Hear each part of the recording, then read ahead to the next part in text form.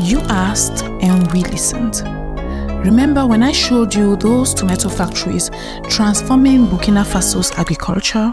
The gold refinery keeping wealth in African hands? The nuclear energy plants that transformed the world? What you didn't expect is how that video will resonate with thousands of you across the diaspora. Your comments filled with pride, questions, and most importantly, a hunger to be part of this African renaissance. One comment struck me deeply. Honestly, go-getters, for the first time, I'm seeing my homeland not as a charity case, but an investment opportunity. So today, we will answer that question that ended our last conversation. Will Ibrahim's vision succeed? And what role can you, the diaspora, play in this revolution? But that's not all. I've uncovered new projects that weren't in our last video. Initiatives so bold, they are making both allies and enemies for this young leader. And you know what, go-getters? This isn't just a follow-up video, but it is your invitation to the table. We will be diving deep into what might just be the most crucial factor into Burkina Faso's transformation, the African diaspora connection. So we are not only going to be exploring new Traore initiatives, but we are going to break down exactly how the diaspora can turn these opportunities into reality. But first, let's remind ourselves with the question we ended with the last time. Will Ibrahim Traore's ambitious projects succeed? The evidence suggests that the answer hinges significantly on one factor that the media rarely discusses: the role of the African diaspora. Here's why. Africa's diaspora sends over $95 billion in remittances annually, more than foreign direct investment and official development aid combined. But imagine if that financial power wasn't just supporting families, but building industries. Now, I want to draw your attention to the fact that the diaspora brings three crucial elements that the traditional partners don't offer. And the first is capital without strings. Unlike foreign investors who demand controlling interest or Western nations that attach political conditions to aid, diaspora investments can be guided by both profit and purpose. Secondly, we've got a technical expertise with cultural understanding. Diaspora professionals understand both global practices and local realities. They don't need cultural translators or intermediaries. And as number three, we've got the global networks with African priorities. The diaspora can connect African initiatives to global markets while making sure that African interests remain at the center. This isn't just theory. Let me show you real examples already happening. In Ghana, for instance, diaspora investors funded the country's first pharmaceutical manufacturing plant, cutting medication costs by 60%. In Kenya also, diaspora tech professionals returned to build Nairobi's first innovation hub, creating over 200,000 jobs without a single World Bank loan. And also, we've got Senegal, where the diaspora investment funds raised a whopping $50 million for agricultural processing facilities similar to Traore's tomato factory. And guess what? Export values tripled in just 3 years. But what's happening in Burkina Faso? This is where things get interesting. In what might be his most strategic move yet, Ibrahim Traore recently announced the creation of Burkina Faso's first Diaspora Investment Bank. This isn't just another financial institution. Its purpose is actually to solve the specific challenges that have historically blocked diaspora investments. I am referring here to things like specialized investments, vehicles matching diaspora capital with local projects, streamlined regulatory processes, cutting bureaucracy for diaspora entrepreneurs, protecting investments from political instability, and last but not the least, technical assistance connecting diaspora experts with local implementations. The bank's initial capitalization of $200 million aims to mobilize $1 billion in investments by 2027, with priority sectors including manufacturing, agriculture, and technology. But Traore understands that money alone isn't enough. The real game changer is knowledge transfer, and his next initiative targets just that. Launched from 3 months ago, Traore's repatriation program offers a revolutionary approach to brain drain. And you know that's one of the main plagues affecting African countries. Instead of simply asking professionals to return permanently, the program creates flexible pathways for knowledge transfer.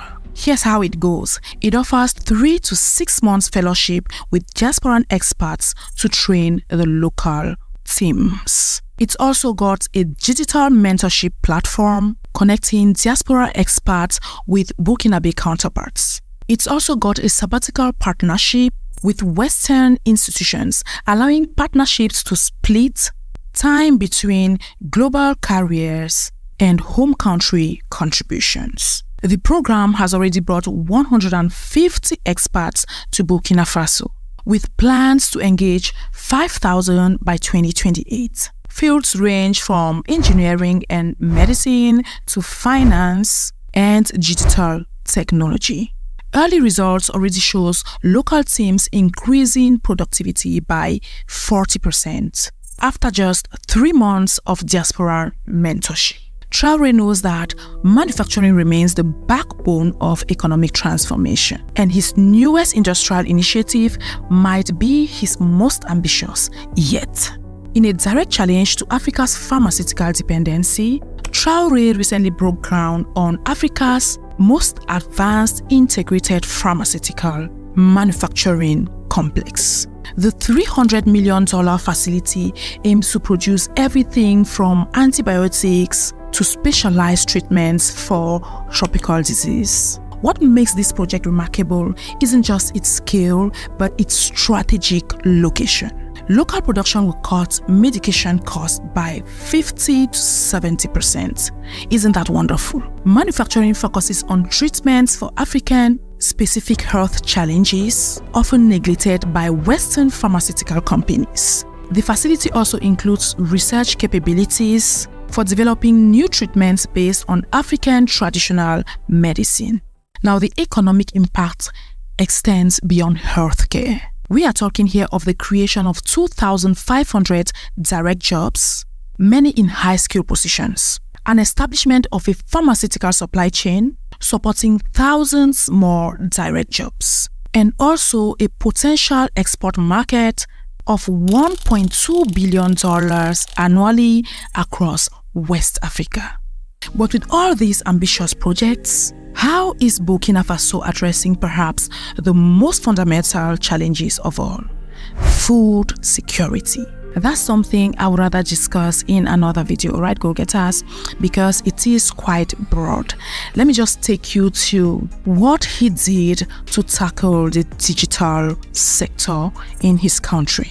While rarely discussed in international media, Traore's digital sovereignty project might be among his most forward-thinking initiatives. This comprehensive program aims to build Burkina Faso's digital infrastructure under local control, which is something we rarely see in African countries. I am talking here of the construction of the nation's first major data center, eliminating dependency on foreign cloud services. Also, the development of government digital services built on open source technology rather than proprietary Western platforms. A digital literacy training targeting 5 million citizens by 2028.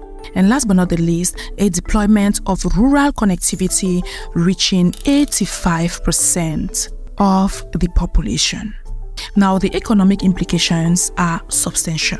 The creation of a domestic tech sector to employ 50,000 people by 2030. Cost savings of $75 million annually, reducing dependency on foreign digital services. And lastly, data sovereignty, protecting critical national information from foreign surveillance. Each of these new initiatives builds upon the foundation we explored in our first video.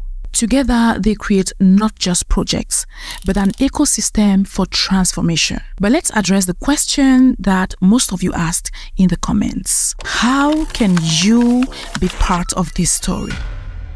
So here's how you, the diaspora, can engage. If you are watching this from London, Paris, New York, or anywhere across the globe, here are 5 concrete ways to engage with Burkina Faso's transformation. The first thing you can engage with is direct investment opportunities. The new Diaspora Investment Bank has created specialized funds allowing investments as small as $5,000 in specific sectors. Their digital platform matches diaspora investors with vetted local projects. The second option you've got is knowledge partnerships. They've got a knowledge repatriation program that needs professionals in engineering, healthcare, finance, and technology. Commitments can range from 2 weeks intensive training, visits to ongoing digital mentorship. The third option you've got is actually the market creation. As a diaspora entrepreneur, you can actually become a distributor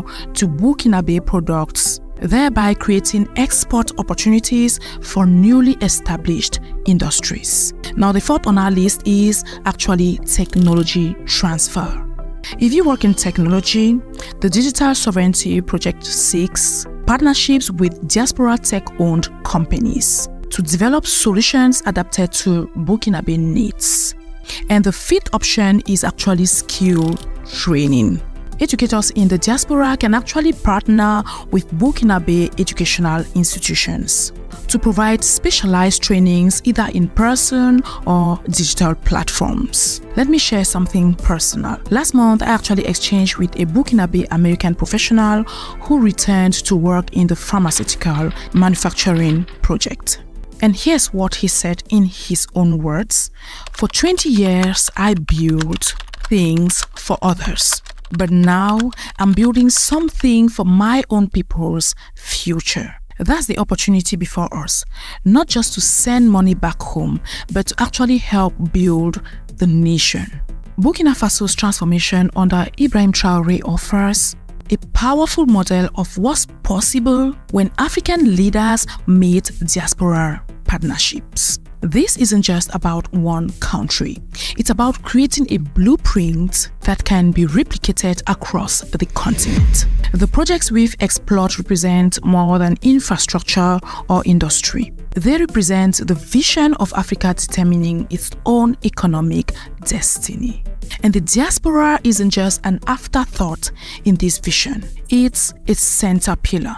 So let me ask you this directly. What expertise, connections, or resources could you contribute to this renaissance? Which of these projects resonates directly with your skills and interest? So drop a comment below letting me know on how you think the African diaspora can actually support African development. What barriers have prevented your involvement in the past? And what opportunities do you see that I haven't mentioned? Let me know in the comment section, as I will be glad to read. One thing I can say for sure is that Africa's future won't be determined anymore in the boardrooms of international institutions. It will be built through partnerships between visionary leaders like Traore and diaspora ready to bring its power back home. That said, do well to like this video, and if you haven't shared it, share it with your loved ones as much as possible. For as you know, the more we empower Africans, the greater Africa will be. That said, thanks for watching this video, as I will see you on my next one.